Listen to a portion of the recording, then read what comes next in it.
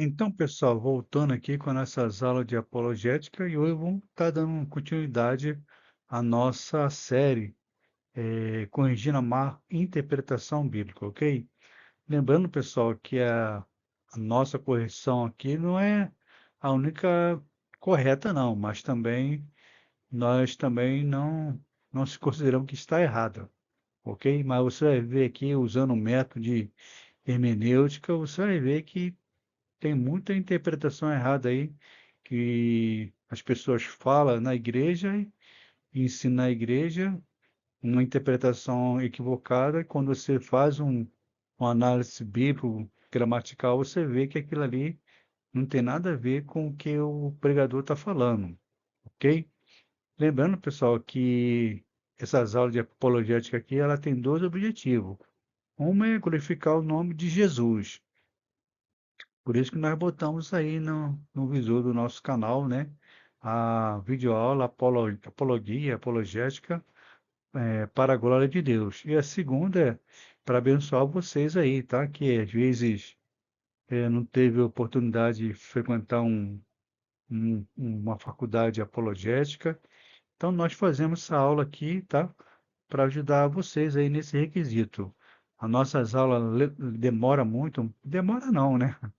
Demora um pouco, porque nós fazemos aqui o melhor para Jesus, tá? Colocamos uma letra bem grande também, para os irmãos poderem, assim, ter uma visão, uma visão melhor das aulas. Ok, pessoal? Então, hoje vamos estar aí corrigindo fazendo mais uma correção aí de uma má interpretação bíblica. Beleza, pessoal? Então, vamos lá? Então, pessoal, o nosso tema de hoje, corrigindo a má interpretação, é esse, né? Que você está vendo aí no teu visor. Jesus, ele foi ao inferno para tomar a chave da mão do diabo, baseado em Apocalipse 1:18. Muitos pregadores, né, escancaradamente diz que Jesus foi no inferno e pegou a chave da mão do diabo. Mas será que fazendo uma boa hermenêutica, usando os métodos corretos, análises gramaticais, será que podemos chegar à conclusão, concordar com essa interpretação? Bom, já te digo desde já, nem de perto, nem de longe, a Bíblia ensina que Jesus foi no inferno pegar a chave da mão do diabo, tá? E a gente vai mostrar isso aí para vocês aí, usando os métodos da hermenêutica. Ok, pessoal? Então, vamos lá? Pessoal, eu coloquei aqui umas notas de rodapé, né? Apologética, que vai ajudar vocês bastante aí quando vocês forem interpretar a Bíblia, ok? Perdoa aqui na minha fala. Eu vou chegar um pouco aqui para perto, né, para poder ler aqui, porque tá um pouco escuro aqui, o nosso estúdio. Então, vou chegar um pouquinho mais para perto aqui, tá? Eu botei aqui, né, a exegese, método de interpretação bíblica. Então, acompanha comigo aqui, pessoal. A, a Bíblia é a palavra de Deus, mas algumas das interpretações derivadas dela não são. Existem muitas seitas, culto e grupo cristão que usa a Bíblia declarando que as suas interpretações são as corretas. Muito frequentemente isso acontece. Ok, pessoal? Então, vamos para o nosso próximo slide. No entanto, a interpretação não apenas difere dramaticamente uma das outras, como são claramente contraditórias. Isso não significa que a Bíblia seja um documento contraditório. Antes, os problemas está naquele que a interpreta ou nos métodos que eles usam. Isso não significa que entender corretamente a palavra de Deus seja impossível, mas que devemos nos aproximar à sua palavra com cuidado e humildade e razão. Então, pessoal, eu coloquei aqui a linha mestre, né, para examinar uma passagem. Por exemplo, ah, quem escreveu, né? Tá aqui, quem escreveu, é, 2, o que a passagem diz? E 3, existe alguma palavra ou frase nessa passagem que possa ser examinada? Ok? Então, essas são as linhas mestre, né, para descobrir a verdadeiro sentido da palavra, o que ela está falando. Tá? Quando nós formos estudar a Bíblia, nós temos que usar essas linhas mestre aí, porque ela faz parte da hermenêutica, tá? Ok, pessoal? Essas são as linhas mestres da hermenêutica. Não li tudo, tá? Para assim a aula não ficar fadonha, pesada. Vou escolher alguns trechos aqui da nossa, da nossa nota apologética, ok? Depois, irmão, para o vídeo aí e dá uma lida aí com bastante atenção. Caso os irmãos queiram o PDF, só entrar em contato aí que a gente manda, né, o PDF completo para os irmãos, dar aula lá na igreja, enfim, sem custo nenhum. Porque eu não acho certo ficar cobrando materiais bíblicos, não é? Para ajudar outros irmãos a entender a palavra de Deus. Eu acho isso errado.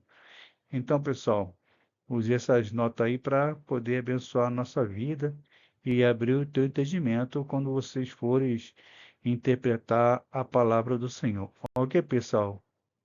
Então, pessoal, vamos lá para o nosso estudo apologético. Então, pessoal, antes de ler essa perícope aqui, né? Deixa eu dizer algo para os irmãos. Não saia comendo tudo aquilo que o pastor da tua igreja fala, o presbítero da sua igreja fala, não, né? Seja um crente beriano. O que ele fala lá, você vai na Bíblia para conferir se aquilo que ele fala se está correto, se é uma ortodoxia ou se é uma heresia, tá? Até mesmo na minha igreja eu vejo lá pastor falando algo que não tem nada a ver com a Bíblia, entendeu? Então, seja um crente beriano, vai na Bíblia para ver se aquilo que o pastor está pregando está de acordo com a, a interpretação correta da Escritura, como a gente acabou de ler aí nas notas apologéticas. Ok, pessoal? Então, examine tudo, beleza? Então, vamos lá? Então, aqui está a perícope, né, que nós vamos trabalhar aqui. É esse texto aqui. Sou aquele que vive e estive morto, mas agora estou vivo para todo o sempre. Eu tenho a chave da morte e do Hades. Apocalipse 1:18. Pessoal, deixa eu fazer uma correção aqui. Não é Hades não, tá? Muitas pessoas falam Hades, só que não é Hades, é Hades, tá? Porque no grego, né, como estou estudando o grego agora, pela misericórdia do Senhor, né? Então, em cima desse H aqui, do A, ele tem um ditongo, tá? Que o ditongo é aquele pontinho que torna as consoantes mais, né? Que tem mais pesada, né? É como esse H aqui é aquele H do Haldus, né? Então, a tá? Então, toda vez que você for ler, ok? Não lê Hades, não. É Hades. O correto é isso aí, porque no grego tem um ditongo aqui em cima. Tá lá para frente, eu vou tentar mostrar para vocês esse ditongo aqui, que torna essa sílaba mais forte, tá bom?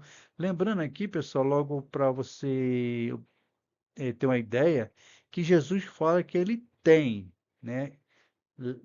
Tá, tá vendo aqui, né? Jesus, logo de cara você vê que essa interpretação que fala que Jesus foi no inferno, pegou a chave da mão de diabo, isso é um erro crasso, né? Escancaradamente os pregadores, alguns aí, né? Tá ensinando errado aí. E a pessoa pensa que está certo, segue aquele rodão lá, né? A força do argumento do pastor e começa a copiar lá o que o pastor está falando, tá? Mas logo de cara aqui você vê que Jesus, né, uma, uma leitura aqui, né, bem, bem analítica, né, você vai ver aqui que, né, vai ver que Jesus está falando que tem, não que tomou, ok? Então, continuando aqui. Então, pessoal, ah, vamos ler aqui, tá? Coloquei uma letra bem grande para os irmãos aí poderem ler, né? Fica assim melhor para o irmão estudar a apologética. Muitos pregadores, no fã de exaltar a obra de Cristo, chega ao exagero escancaradamente de dizer que Cristo desceu ao inferno entre a sua morte e a ressurreição, lutou com o diabo e tomou a chave do inferno de suas mãos. Então, pessoal, né?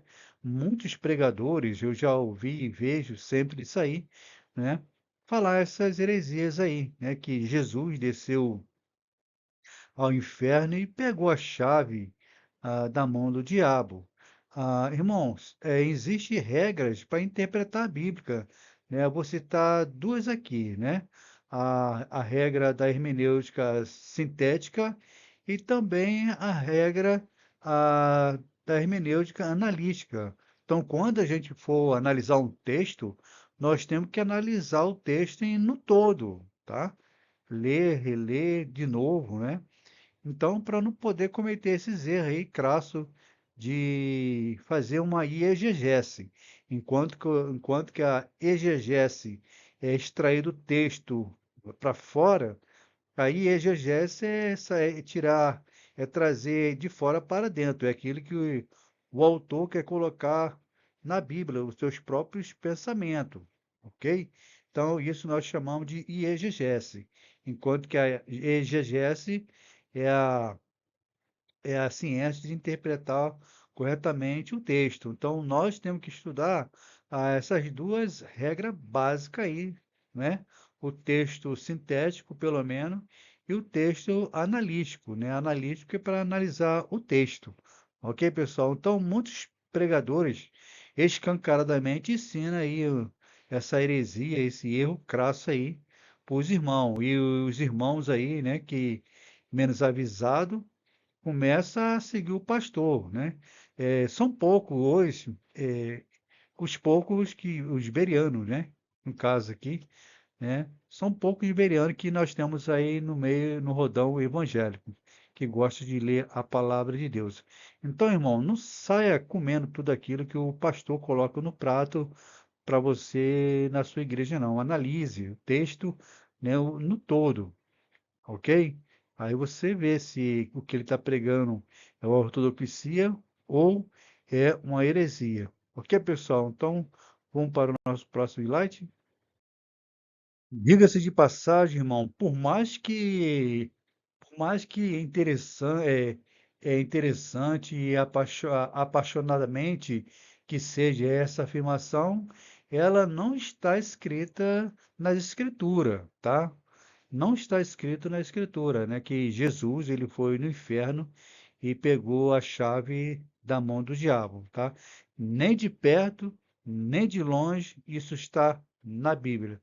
A pergunta que nos orienta acerca desse estudo é o seguinte: o que está escrito, né? No caso, a Bíblia. Vou ter uma Bíblia aqui, tá? Então a gente vai ver aí, irmão, tá?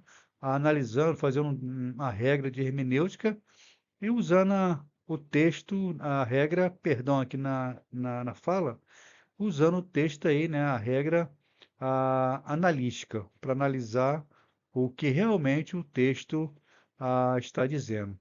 Ok, pessoal? Então, vamos para o nosso próximo slide. Pessoal, né, permita-me, né, falar algo para os irmãos. Botei aqui um comentário exegético bem simples, né? Ah, Dentro da regra da hermenêutica existe a parte gramatical, cultural, analítica, né? Então, essa é a linha mestra para você interpretar corretamente o texto, tá? Por exemplo, A palavra Hades, como eu já falei para os irmãos, não é Hades, né? Como muito fala, é Hades por causa desse ditonga aqui, tá? Esse ditonga aqui é como se fosse aquele Rá do Howlis, tá? Aquela partilha Howlis, tá? Então, vamos lá, a parte gramatical, tá? A Hades é um substantivo que se refere a um lugar dos mortos, muitas vezes traduzido como inferno. Mas no contexto bíblico é mais sobre a sepultura ou estado de morte, ok? Então, pessoal, o Hades, né, não é praticamente o inferno, digamos que é um inferno temporário, tá? Ele não é um inferno eterno, mas é um inferno temporário. ah, ele é conhecido pelos grandes apologistas, os estudiosos, como o mundo dos mortos, ok? Então, continuando. Então, pessoal, continuando aqui a nossa regra de hermenêutica, né? De acordo com Apocalipse 1:18, Jesus apenas afirmou, dizendo: Eu tenho a chave da morte e do inferno. A palavra-chave aqui, nesta passagem, jamais pode ser entendida no sentido literal, mas apenas figurado. Então, pessoal, né, isso aqui não é literal, tá? Isso aqui é sentido figurado. É como é, trono, né? No céu não tem trono nenhum, pessoal, tá? É linguagem figurada. Deus é espírito, então, né? Como é que é que tamanho é o quadril de Deus? Não tem, né? Então, no céu não tem trono nenhum, porque Deus é espírito, e espírito não cansa. É isso que a Bíblia fala, que lá em Salmo, né? Os guardas de Israel não dormem nem de dia, nem de noite. Então, são linguagem figurada. Então, no céu não tem trono nenhum. Quando a Bíblia fala que no céu tem trono, isso significa para dizer que Deus reina, que Ele é autoridade, Ele está acima de tudo. Então, mas no céu não tem trono nenhum. É como o livro da vida, não é? Está escrito lá, escreverei o seu nome no livro da vida, né? Não tem livro na vida, tá? É linguagem figurada. Deus é onisciente. Para que que Deus vai precisar, no caso, de escrever nome de alguém, né? Se ele é onisciente. Então, quando fala que no céu tem trono e no céu tem livro da vida, significa que Deus é juiz, ok?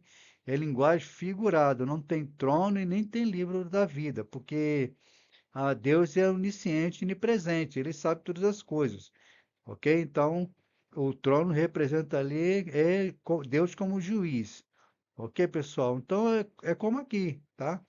Aqui não é chave nenhuma. Quando Jesus fala que ele tem a chave, aqui significa que ele tem o poder, todo o poder é dele, tá? Ele é pantocrato, que é no grego governo, manda em tudo. Ok, pessoal? Então vamos lá? Então, meus irmãos, né? Pois não existe, biblicamente falando, uma chave com qual você pode abrir ou fechar o inferno, tá? Botei aqui uma figura bem ilustrativa, né? Representando o Hades, né, o mundo dos mortos, e a chave aí, tá? Então não existe chave nenhum, tá? Isso são linguagens figuradas, dizendo que para dizer que Jesus ele tem todo o poder, tá? No céu, na terra. Isso significa a chave aí, ok? Então, continuando. Então, pessoal, por meio da ressurreição, ele venceu a morte, venceu a sepultura. A palavra morte e inferno é bem possível que seja um paralelismo, né? Ou seja, sinônimo, ou seja, duas palavras diferentes para dizer a mesma coisa. Então, paralelismo é isso, tá? É sinônimo, né? Ou seja, duas palavras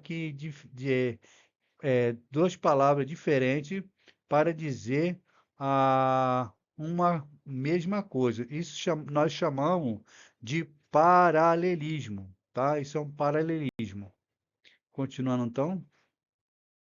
Então, meus irmãos, né, o bem da verdade, o que Jesus venceu foi a morte, que não pode reter na sepultura. Tá aí o caixão, né, simbolizando a morte. Então, o que Jesus venceu foi a morte, tá? Ele venceu foi a morte, que não pode reter na sepultura. Sepultura, como já falamos, né, é o Hades. Continuando então. Então, pessoal, chegamos aqui à nossa pequena conclusão. Para fechar a questão, o diabo nunca esteve no inferno, ou Sheol, ou Hades, no mundo dos mortos. Futuramente ele estará não no Hades, mas sim no lago de fogo, onde o próprio inferno, ou Hades, e a morte estarão com ele para sempre, como está lá em Apocalipse 20.10 e 14, tá? Então, o diabo nunca teve lá, né? Se você vê aí que dizer que o diabo tá preso, né? O diabo não tá preso, ele tá solto, tá? O diabo ele tá solto aí e ele vai ser preso, né, por 1000 anos. Então, Satanás, existe até um jargão falso aí de uma seita, né, que fala que o diabo está amarrado, mas isso não é, isso é uma inverdade, tá? Isso é heresia. O diabo ele está solto, ele vai ser lançado no inferno. O bem da verdade é que não tem ninguém no inferno, pessoal, tá? Tem sim pessoas no Hades, aqueles que rejeitaram o plano da salvação, estão no Hades aguardando o julgamento, né? Estão lá, mas já estão aguardando o julgamento. Eles vão sair do Hades e vão ser lançados no inferno. Por quê? Porque rejeitaram o plano da salvação. Ok, pessoal? Continuando aqui as nossas aulas. Então, pessoal, eu usei aqui o léxico do Novo Testamento grego, né, de Friedrich W. Dake, né? Não sei se pronuncia esse o nome dele, né? Como eu disse para os irmãos, aqui está o ditongo, né? Que nós no grego lê assim, é Hades, por causa esse ponto aqui, tá? Nessa sílaba, que faz ela ficar mais forte. Então, os irmãos sabem agora que não é Hades, mas é Hades o Hades aqui ele tem o som da partilha Hades, tá? Por causa desse ditongo aqui, nós falamos Hades, ok? Ou, é, é, ou, né, no caso, né, no hebraico é Sheol, o mundo subterrâneo como o lugar dos mortos, tá? Eu coloquei aqui várias referências aqui, tá? Para os irmãos depois ler, tá? Personificação, tá? Algumas versões traduz como o inferno, enfim, tá? Depois o irmão para o vídeo e leia com calma. Então, a nossa correção apologética foi isso, foi essa de hoje, tá? Nem de perto, nem de longe, Jesus foi no inferno pegar a chave da mão do diabo, porque ele tem a chave, pessoal, né?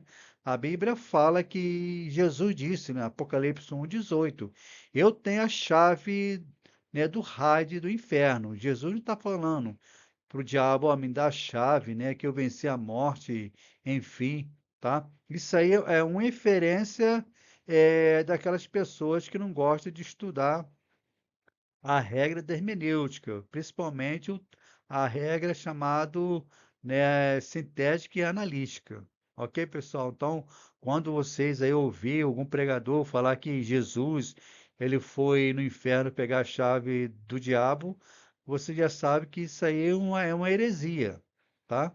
Você estudou aqui nessa aula, nós provamos, né, pelos métodos analíticos, né? Da hermenêutica, que isso aí é uma heresia.